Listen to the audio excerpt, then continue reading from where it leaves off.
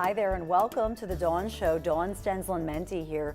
You know the saying, the rich get richer and the poor get poorer. Well, apparently the rich know something, the poor don't. And today we are going to expose some of their success secrets with accountant and the author of the Amazon #1 best-selling book, Rich Habits, The Daily Success Habits of Wealthy Individuals. Welcome, Tom Corley. Oh, thanks, Dawn. Thanks for having me on. Absolutely. Well, hey, you know, this is not a thick book. So if people can read this book and be richer and happier in life, it's worth it, right? Well, that's the idea. You see, I think that some of these self-help books are so big that they're daunting. People are intimidated by them. I wanted this book to be able to be read by young people, from young to old. But it's not an intimidating book, you know.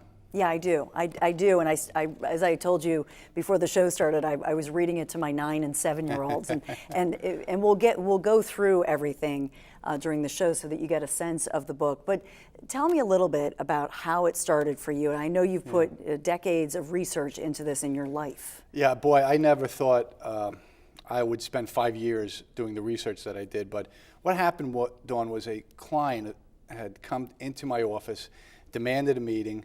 They were struggling financially. The bank had pulled their line of credit. They call it terming a line of credit. And he couldn't make payroll that week. So he was in my office at 8 one night, and he said, I need you to help me get a banker or get a line of credit. Otherwise, these people are not going to get their paychecks. And he had 25 people working for him. So I said, I can't help you.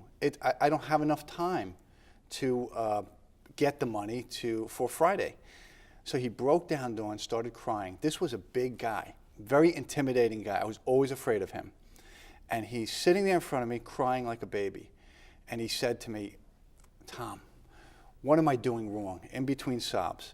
What is it that your clients who are really wealthy and successful, what are they doing that I'm not doing? I need to know. And so I went home that night. I remember telling my wife about it. And it turned into started out as a small research project that went on for 5 years, Dawn.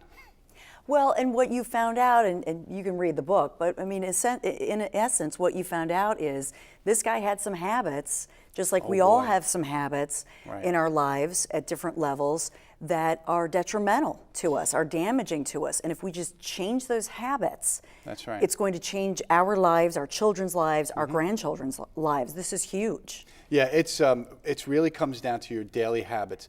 I call the good daily habits the rich habits, and I call the bad daily habits the poverty habits. It's like a seesaw. If you can visualize a seesaw, on one side, everybody's got a seesaw with habits on it. You have poverty habits, you have rich habits. I have poverty habits, I have rich habits.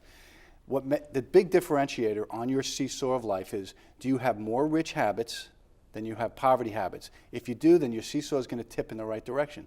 Unfortunately, 95% of the population has too many poverty habits, and that's why they struggle. And let's talk about this. I mean, you actually do say this, that rich versus poor habits. So let's take them through a few of these. You're going to love these.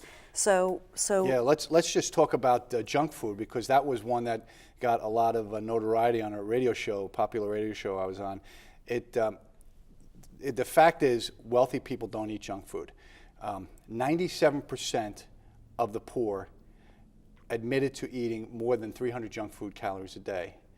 Compare that to only 30% of the wealthy did that.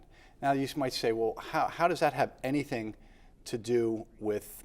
You are what you eat. Yeah. Well, the thing is, wealthy people are healthy people because if you're healthy, you can work longer hours, more energy. Less sick days. Less sick days. You don't have all of these diseases like heart disease and diabetes. You can work longer in your career and make more money at the end of your career where you're making the most money. So and you have better mental clarity as well. Yeah. The one we showed up first was actually no junk food for your brain. In other words, limiting your internet use. So the poor tend to hang out on the internet a little more. Yeah, the 79% of the poor spent more than an hour a day on the internet, and I think this percentage was 8 or 9% for the wealthy. The internet is good if you're spending your time constructively learning, self-improvement, or for business. It's bad if you're spending all your time on recreational internet use, and that's unfortunately what most people do. If you're playing that blackjack or one of the poker games. And I just finished an article. I call it Facebook is the new poverty habit, because people are spending too much time on these internet sites recreationally, posting pictures, Instagram, all these new sites that are out there. It's all well and good, but everything in moderation. All right, Tom, we're gonna take a quick break. When we come back, these are some promises you can make to yourself that will make you rich, that will make you happy. Sound good? See you in a second.